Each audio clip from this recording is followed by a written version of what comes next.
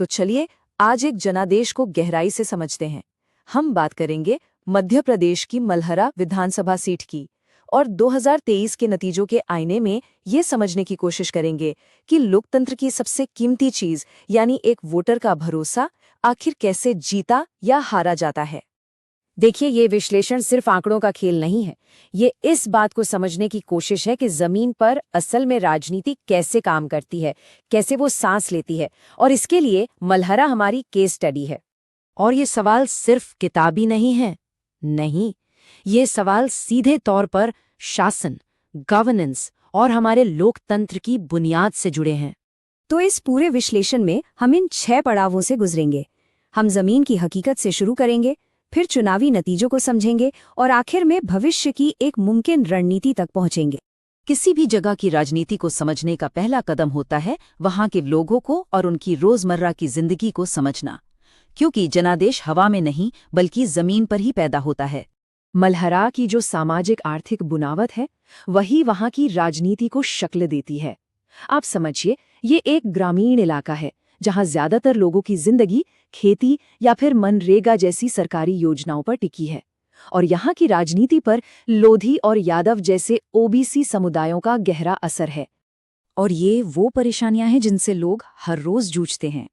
बड़ा मलहरा कस्बे में खराब सड़कें और पानी की किल्लत, बक्सवाहा ब्लॉक में किसानों के लिए सिंचाई का संकट, नौजवानों के लिए नौकरियों की कमी जिसकी वजह से उन्हें पलायन करना पड़ता है, और दलित बस्तियों में भेदभाव और रोजगार की कमी। असल में इन्हीं शिकायतों से राजनीतिक नतीजे तय होते हैं। अब इन शिकायतों को देखते हुए एक बात साफ होती है, हमारा संविधान हर नागरिक को सम्मान के साथ जीने का हक देता है, और एक जागरूक नागरिक होने के नाते अपनी बात को जिम्मेदारी के साथ रखना और सही जानकारी मांगना, ये लोकतंत्र की सबसे बड़ी ताकत है। तो चलिए अब कहानी के पीछे के आंकड़ों पर नजर डालते हैं। सबसे पहले इस आंकड़े पर गौर कीजिए, 73.42%। ये दिखाता है कि वोटर कितना जागा हुआ है, कितना जुड़ा हुआ है। ये एक बहुत ही एक्टिव और जागरूक मतदाता का संकेत है। नतीजे बिल्कुल साफ हैं। कांग्रेस को मिले 52% से भी ज्यादा वोट और भारतीय जनता पार्टी को मिले लगभग 39.5%। मतलब ये एक स्पष्ट निर्णायक जीत थी। और जीत का मार्जिन देखिए, 21,532 वोट। ये कोई कांटे की टक्कर नहीं थी, ये एक साफ एक तरफा फैसला था। तो सवाल ये है कि ये जीत हुई कैसे? इस विश्लेषण के मुताबिक इसके पीछे 3 बड़े कारण थे। पहला, जातिगत समीकरणों को साधना, खासकर लोधी यादव वोट बैंक को एक साथ लाना। दूसरा, आर्थिक मुद्दों पर फोकस करना, जैसे खेती और गांव का इंफ्रास्ट्रक्चर। और तीसरा, जो स्थानीय मुद्दे थे जैसे सड़क और पानी, उनको लेकर जो सत्ता विरोधी लहर थी उसे सही तरीके से इस्तेमाल करना। किसी एक चुनाव को समझने के लिए उसका इतिहास देखना बहुत जरूरी है, क्योंकि एक चुनाव एक लंबी और गतिशील कहानी का बस एक हिस्सा होता है। अगर हम पिछले 30 साल पीछे जाएं तो मलहरा की कहानी बड़ी दिलचस्प है। देखिए, 1993 में मुकाबला बेहद कड़ा था। 2003 में बीजेपी यहां अपने चरम पर थी, लेकिन फिर 2008 में देखिए क्या हुआ। पार्टी का वोट शेयर बुरी तरह गिर गया। इसका मतलब है कि यहाँ का वोटर बहुत जल्दी बदलता है। 2013 से कांग्रेस ने धीरे धीरे वापसी शुरू की और 2023 में एक बड़ी जीत हासिल की। ये जो पूरा ऐतिहासिक डेटा है, ये एक ही सबक सिखाता है। मलहरा का वोटर किसी भी पार्टी की फिक्स डिपॉजिट नहीं है। वो सब देख रहा है, सब समझ रहा है। अच्छा, अब थोड़ा और गहराई में जाते हैं। इस जीत के पीछे जो सिस्टमिक कारण है उनको समझने की कोशिश करते हैं। इसके लिए हम कुछ स्थापित फ्रेमवर्क्स का इस्तेमाल करेंगे। किसी भी जीत को समझने के लिए हम एक फ्रेमवर्क का इस्तेमाल करते हैं जिसे चतुर्मुख सिद्धांत कहते हैं। इसके 4 चेहरे हैं। चुनावी चेहरे पर देखें तो कांग्रेस की स्थिति मध्यम है। संगठन के लिहाज से वे कमजोर हैं, खासकर बूथ लेवल पर। नैरेटिव यानी कहानी गढ़ने में वे फिर से मध्यम है, जहां स्थानीय मुद्दे तो हैं पर राष्ट्रीय नैरेटिव से टक्कर है। और चौथा यानी संसाधन, इस मामले में वे काफी पीछे हैं। और सिर्फ अंदरूनी ताकत ही नहीं, बाहरी माहौल भी बहुत मायने रखता है। राजनीतिक तौर पर ये सीट एक बीजेपी शासित राज्य में है। आर्थिक तौर पर ये पूरी तरह खेती पर निर्भर है। सामाजिक तौर पर ओबीसी समुदाय का दबदबा है, लेकिन दलितों के मुद्दे भी अहम हैं। और तकनीक के मामले में व्हाट्सएप और पर्सनल कॉन्टैक्ट आज भी सबसे कारगर हथियार हैं।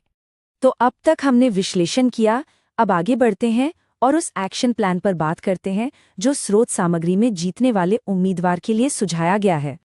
इस ब्लूप्रिंट का जो मूल सिद्धांत है वो बहुत सीधा है।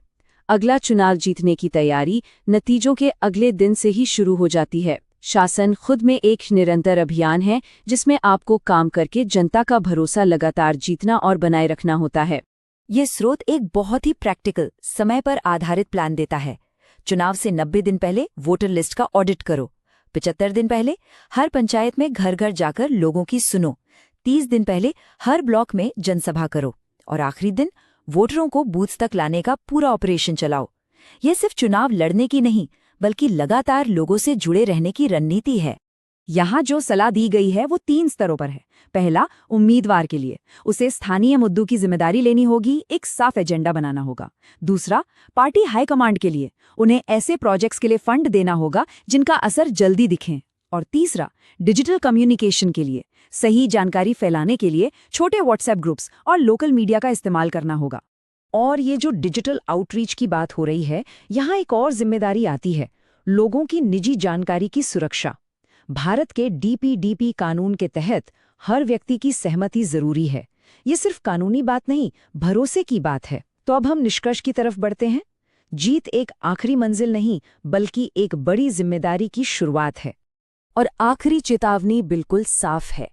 मल्हरा का 30 साल का इतिहास चीख चीख कर कहता है कि यहाँ का वोटर जागरूक है, एक्टिव है, और अगर उसकी जरूरतें पूरी नहीं हुई तो वो बदलाव करने में जरा भी संकोच नहीं करेगा। और अंत में ये सवाल सोचने वाला है, किसी नेता की सफलता का असली पैमाना क्या है? क्या वो मार्जिन जिससे वो चुनाव जीता, या वो मार्जिन जिससे उसने लोगों की जिंदगी को बेहतर बनाया? शायद असली जीत चुनावी आंकड़ों में नहीं, बल्कि लोगों के जीवन में आए सकारात्मक बदलाव में है।